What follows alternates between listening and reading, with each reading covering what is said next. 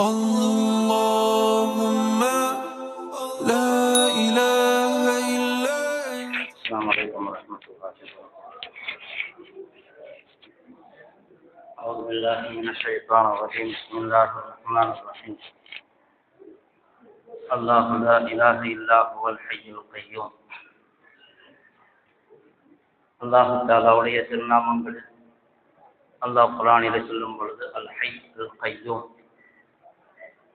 அல்லாஹ் தஆலா அல் ஹய்யுல் கய்யூமாக இருக்கிறான் என்றால், ஹை என்றால் நித்திய ஜீவன், எப்பொழுதுமே அவன் ஹயாத்தாக இருக்கிறான். ஆரம்பம் கிடையாது, இறுதியும் கிடையாது, எப்பொழுதுமே அவன் நித்திய ஜீவனாக. உலகத்திலே வேறு யாரும் அப்படி இருக்க முடியாது. அல்லாஹ் நித்திய ஜீவனாக இருக்கிறான். அல் கய்யூம், அவன் தானே நிலை பெற்றிருக்கிறான், யாருடைய உதவியும் அவனுக்கு தேவையில்லை. இதுதான் இந்த இரண்டு பேரினுடைய பொருள், அல் ஹய்யுல் கய்யூம். உலகத்திலே உள்ள அத்தனையும் அழிந்து போகலாம், ஆனால் அல்லாஹ்வுக்கு முடிவு என்பது கிடையாது. குல்லுமன் அலைஹா ஃபான், பூமியில் இருக்கிற அத்தனையும் அழிந்து போய்விடும். வயபக்கா அவர் புறப்பிக்கிறது. அல்லாஹ்வுடைய வஜ்ஹ் திருமுகம் இருக்கிறதே, அது நிரந்தரமாக இருக்கும். மற்றவர்கள் யாரையாவது தண்டிக்கிறாங்கன்னு சொன்னா பயப்படலாம், நமக்கு திரும்ப அது மாதிரி யாராவது தாக்கிடக்கூடாது. ஒருவரை அடிக்கிறாங்க, தாக்குறாங்கன்னு சொன்னா, ஒரு நாடு இன்னொரு நாடை தாக்குதுன்னு சொன்னா அந்த நாட்டினுடைய வலிமையை புரிஞ்சு கொண்டுதான் தாக்குவாங்க. திரும்ப நம்மளை அடிச்சு அதன் மூலமாக பெரிய நஷ்டம் ஏற்பட்டு வரக்கூடாது. ஆனால் அல்லாஹ்வை பொறுத்தவரையிலும் அது மாதிரியான பயம் கிடையாது. யாராவது நம்மை திரும்ப தாக்கி விடுவார்கள் என்றோ, நம்மை அடித்து விடுவார்கள் என்றோ, ஏனென்றால் அவனுக்கு முடிவில்லை, எப்பொழுதுமே ஹயாத்தாக இருப்பவன். அதான் அல்லாஹ் குர்ஆன்ல சொல்லுவான், வலா யஹாஃபு உக்குபாஹா. அல்லாஹ் முன்னுள்ள சமுதாயங்களை எல்லாம் கண்டித்தான். யாரெல்லாம் அல்லாஹ்வுக்கு மாறு செய்தார்களோ அவர்களுக்கு ஒட்டுமொத்த வேதனையை கொண்டு அழிவை கொடுத்தான். ஆனால் வலா யஹாஃபு உக்குபாஹா, அதனுடைய பின்விளைவை அவன் பயப்பட மாட்டான். ஆக இந்த சமுதாயத்தை அடிச்சிட்டோமே, நம்மளை யாரும் தாக்கிடுவாங்களுங்கிற பயம் அல்லாஹ்வுக்கு கிடையாது.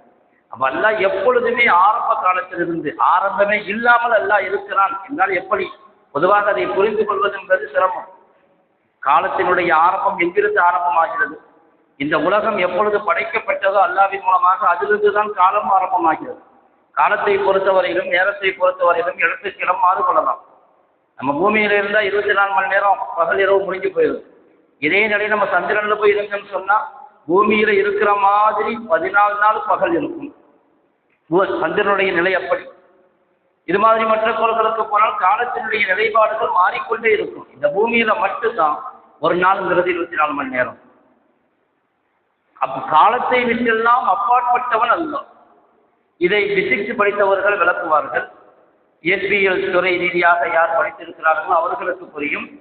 இந்த படைப்பினத்திற்கு காலம் இருக்கிறது என்று சொன்னால் படைப்பினத்தை உருவாக்கியவனுக்கு காலமே கிடையாது, காலமே இருக்க முடியாது, காலமே இருக்கக்கூடாது. அவன்தான் படைப்பாளன், உருவாக்கியவன். அதைத்தான் அல்லாஹ் சொன்னான், அவன் அல் ஹய் அல் கய்யூம், அவன் எப்பொழுதுமே ஹயாத்தாக இருக்கிறான். ஆரம்பமும் இல்லை, முடிவும் இல்லை, ஆதியும் இல்லை, அந்தமும் இல்லை, எப்பொழுதுமே அல்லாஹ் இருக்கிறான். அவன் ஹயாத்தாகவே இருக்கிறான். அதனால்தான் இப்ராஹிம் அலைஹிஸ்ஸலாம் அவர்கள் தன்னுடைய சமுதாயத்துக்கு அல்லாஹ்வின் பக்கம் அழைப்பு கொடுக்கும் பொழுது அந்த கூட்டத்தார்கள் சில பேர் சூரியனை வணங்குறாங்க, சில பேர் நட்சத்திரங்களை வணங்குறாங்க, சில பேர் சந்திரனை வணங்குறாங்க. இப்ப அவர்களை திருத்தி கொண்டு வருவதற்காக வேண்டி அவர்கள் ஒரு தந்திரம் செய்தார்கள்.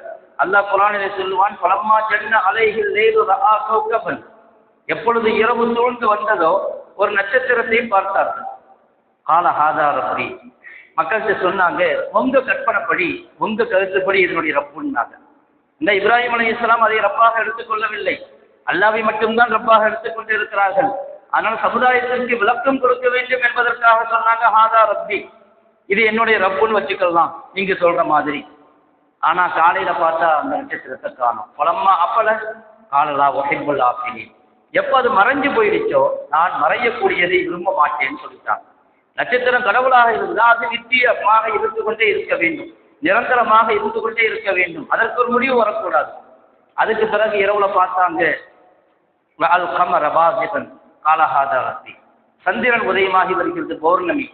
அதை பார்த்து சொன்னாங்க, உங்க கற்பனைப்படி இது என்னுடைய ரப்புன்னு வச்சுக்கலாம்.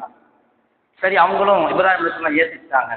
பலம்மா அப்பல, அதுவும் மறைஞ்சு போச்சு. காலையில பார்த்தா பௌர்ணமியை காணும், சந்திரனை காணும். சொன்னாங்க, இதுவும் மறைஞ்சு போச்சு. என்னுடைய ரப்பு தான் எனக்கு ஹிதாயத்தை கொடுக்க வேண்டும், நீங்கள் வழிகேடர்கள் சொல்லிட்டாங்க. மறுநாள் காலையில பார்த்தா சூரியன் அப்படியே பளிச்சென்று உதயமாகி வரும். சூரியனை வணங்குபவர்கள் நிறைய இருக்கிறாங்க. சூரிய நமஸ்காரம் செய்பவர்கள், சூரியனை கடவுளாக எடுத்துக்கொண்டவர்கள். பலமா ராஷ்டம்ச பாத்தியத்தில் கால இப்ராஹிம் அலைஹிஸ்ஸலாம் சொன்னாங்க, ஹாதா ரப்பி ஹாதா அக்பர், உங்களுடைய கற்பனைப்படி இது என்னுடைய ரப்பாக இருக்கட்டும். ஹாதா அக்பர், இது எல்லாத்தையும் விட பெரியது. நட்சத்திரம் ஆக சின்னது, சந்திரனுடைய வெளிச்சம் அவ்வளவு உஷாராக இல்லை, சூரியனுடைய வெளிச்சமும் ரொம்ப தெளிவா இருக்குது, ஆக பெரிதாகவும் இருக்குது. ஹாதா அக்பர் அப்படின்னு சொன்னாங்க. சாயங்காலம் பார்த்தா அதுவும் மறைஞ்சிருச்சு. பலம்மா அப்பளத்து அதுவும் மறைஞ்சிருச்சு. சொன்னாங்க, நான் இதையெல்லாம் ரப்பாக எடுத்துக்கொள்ள மாட்டேன். எது முடிந்து போகிறதோ, எதுக்கு அழிவென்று இருக்கிறதோ அதை ரப்பாக எடுத்துக்கொள்வதற்கு தகுதியே கிடையாது. அதுவும் நம்மை போன்ற ஒன்று. நாமும் மரணித்து விடுகிறோம், அதற்கும் ஒரு முடிவு வருகிறது. பிறகு எதற்காக வேண்டி அதை வணங்க வேண்டும்? இப்ராஹிம் அலைஹிஸ்ஸலாம் அவர்கள் மக்களுடைய ரூட்ல போய் தௌஹீதை, ஏகத்துவத்தை விளக்கி வச்சாங்க. யார் நிரந்தரமாக இருக்கிறானோ அவன்தான் ரப்பு, அவனைத்தான் நீங்கள் அல்லாஹ்வாக கடவுளாக ஏற்றுக்கொள்ள வேண்டுமே தவிர உலகத்தில் பார்க்கக்கூடிய காட்சிகளை பார்த்து என்னவோ பெருசா இருக்குது பார்க்கறதுக்கு. இன்னைக்கு உலகத்துல எதுவெல்லாம் பயன் கொடுக்குதோ அதையெல்லாம் கடவுளாக வணங்குவாங்க, எதுவெல்லாம் கஷ்டம் கொடுக்குதோ அதையும் கடவுளாக வணங்குவாங்க. சுனாமி வந்துச்சு, சுனாமிக்கு ஒரு கும்பிடு போட்டாங்க. என்ற சுனாமி என்ற தாக்கிடக்கூடாது. சுனாமி வரும்பொழுது ஒருத்தர் தென்னை மரத்துக்கு மேல ஏறினாரு. தென்னை மரத்தை காலமெல்லாம் வணங்கினாரு. என்ன தென்னை மரம் தான் என்ன காப்பாத்துச்சுங்க. என்ன ஒரு பயன் கிடைச்சா அதை கடவுளாக ஆக்கிக் கொள்றாங்க. சில பேர் செய்யும் தொழிலே தெய்வம்னு சொல்லலாம், தொழிலை தெய்வமாக்கி கொள்வாங்க. அவங்களுக்கு எது பயன் கொடுக்குதோ, எது தீங்கு கிடைக்குதோ அதையும் கடவுளாக எடுத்துக் கொள்வாங்க. ஆக இதன் மூலமாக எனக்கு ஆபத்து வந்துடக்கூடாது. உலகத்துல பாம்பு வணங்கப்படுகிறது, மீன் வணங்கப்படுகிறது, பறவைகள் வணங்கப்படுகிறது. வணங்கப்படாதது ஒன்றும் இல்லை. முதலாவது ரயில் கண்டுபிடிக்கும் பொழுது ரயிலையும் கும்பிட போட்டாங்க, வணங்கினாங்க, கடவுளாக எடுத்துக்கொண்டார்கள். என்னது வித்தியாசமாக இருக்குது.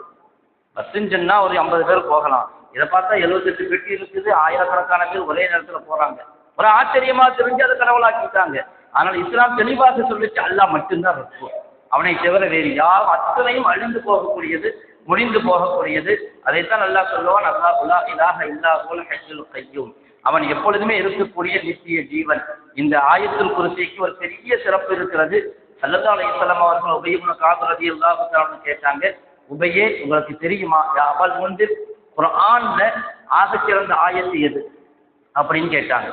அது தெரிரி ஆலம ஆயத்தில், உன்னிடத்துல அல்லாஹ்வுடைய வேதத்துல பிரம்மாண்டமான வசனம் என்ன இருக்குதுன்னு கேட்டாங்க. அப்போ சொன்னாங்க உபய் இப்னு கஅப், அல்லாஹ் வ ரசூலுஹு ஆலம். சஹாபாக்களுடைய பழக்கம் அது. ஸல்லல்லாஹு அலைஹி வஸல்லம் கேள்வி கேட்கறாங்க, நம்ம எப்படி பதில் சொல்ல முடியும்? அவங்களுக்கு தான் தெரியும், நமக்கு என்ன தெரியும்? குர்ஆன்ல ஆகச்சிறந்த வசனம்ங்கிறது எனக்கு என்ன தெரியும்? அல்லாஹ்வுக்கும் ரசூல், அல்லாஹ்வும் ரசூலுமே அறிந்தவர்கள். ஆனா ஸல்லல்லாஹு அலைஹி வஸல்லம் அந்த சமயத்தில் அதை எதிர்பார்க்கல. சரியான பதில் தான், ஆனாலும் அவங்களுடைய திறமையை சோதிக்க விரும்பினாங்க. ஒரு இடத்துல பரீட்சை கொடுக்கணும்னு சொன்னா பரீட்சை பேப்பர்ல அல்லாஹ்வுக்கும் ரசூலுக்கும் தான் தெரியும், பாத்தியாருக்கு தான் தெரியும் எழுதி வச்சுட்டு வந்த மார்க் போடுவாங்களா? அது அப்படி எழுத முடியாது. அது டெஸ்ட், அது இம்திஹான், அது ஒரு பரீட்சை. அதுக்கு பதில் சொல்லணும். ஸல்லல்லாஹு அலைஹி வஸல்லம் திரும்பவும் கேட்டாங்க, மூணாவதும் கேட்டாங்க. மூணாவது பதில் சொன்னாங்க, அல்லாஹு லா இலாஹ இல்லா ஹுவல் ஹய்யுல் கய்யூம். ஸல்லல்லாஹு அலைஹி வஸல்லம் நெஞ்ச தட்டி துவா செஞ்சாங்க, யக்னிக்கல் இல்ம், உங்கள்கிட்ட இருக்கிற இல்முக்கு வாழ்த்துக்கள் என்று சொன்னாங்க. அவ்வளவு சிறப்பு வாய்ந்த வசனம் தான் அல்லாஹு லா இலாஹ இல்லா ஹுவல் ஹய்யுல் கய்யூம். ஒவ்வொரு தொழுகைக்கு பிறகும் ஓதுனாங்க ஸல்லல்லாஹு அலைஹி வஸல்லம். யார் ஓதுறாங்களோ அவங்களுக்கு சொர்க்கத்தை வாதாவா கொடுத்தாங்க. ஒவ்வொரு தொழுகைக்கு பிறகும் ஆயத்துல் குர்சியை மனப்பாடம் பண்ணி ஓதுனா அல்லாஹ் தஆலா சுவர்க்கத்தை கொடுக்கிறான். சின்ன ஆயத்து, அதாவது சின்ன ஆயத்து, ரொம்ப சின்ன ஆயத்தும் இல்லை. எல்லா வீட்லையும் மாட்டி வச்சிருப்போம். வீட்டில் மாட்டி வைக்கிறது இல்லை அசல்.